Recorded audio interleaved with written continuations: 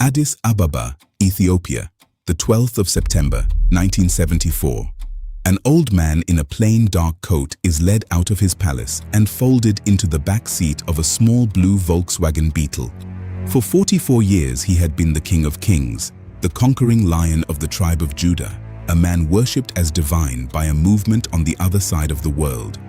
Now, soldiers half his age drive him through his own capital in the cheapest car they could find, so that no one on the street would even recognize him. There is no speech, no crowd, just silence, and the small engine carrying an emperor into history. His name was Haile Selassie, and the strange thing is that he was not brought down by an army or an assassin or a foreign power. He was brought down by a single television program, and the question it forced his people to ask: this is how the last emperor of Ethiopia fell. This is how it happened. Rewind. He was born Tafari Makonnen in 1892 into the nobility of an ancient Christian empire, the one African nation that had never truly been colonized. He rose through the palace as a regent, and on the 2nd of November, 1930, he was crowned Emperor Haile Selassie I. The name meant power of the Trinity. His titles claimed descent from King Solomon himself. And far away in Jamaica, a whole new faith, the Rastafari, took his name and declared him the living God. Then, in 1935, the modern world came for him. Mussolini's Italy invaded Ethiopia with aircraft and poison gas. Driven into exile, Haile Selassie did something no African ruler had done before.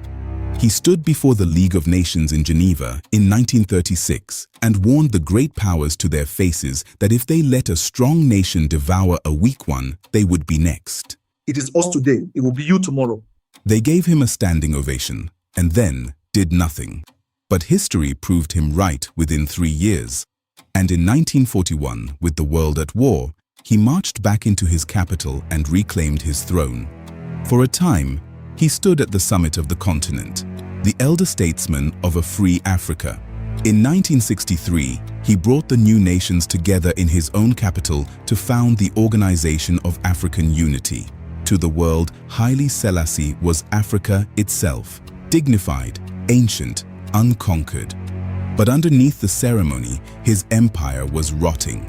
Behind the palace walls and the imperial pageantry lay one of the poorest countries on earth, a feudal kingdom of landless peasants who owned nothing, ruled by a tiny nobility who owned almost everything. He had promised reform for decades and delivered almost none.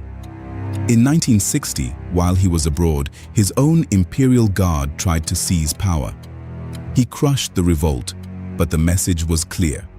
The lion was aging and the empire beneath him was cracking, and then came the famine. Between 1972 and 1974, drought struck the northern province of Wollo and people began to starve, tens of thousands of them, by the most careful counts, perhaps far more. And the emperor's government did something unforgivable. It hid them. Officials denied the famine was happening, afraid it would shame the empire before the world. Aid was refused. The dying were left uncounted. Until a British journalist named Jonathan Dimbleby walked into Wollo with a camera. In October 1973, his documentary aired on television, Skeletal Children, Silent Villages, a catastrophe the palace had sworn did not exist. And when Ethiopian revolutionaries got hold of that footage, they did something devastatingly simple. They cut it together with images of the emperor's court, the banquets, the ceremonies, the untouchable splendor of the palace, famine on one side of the screen, feasting on the other.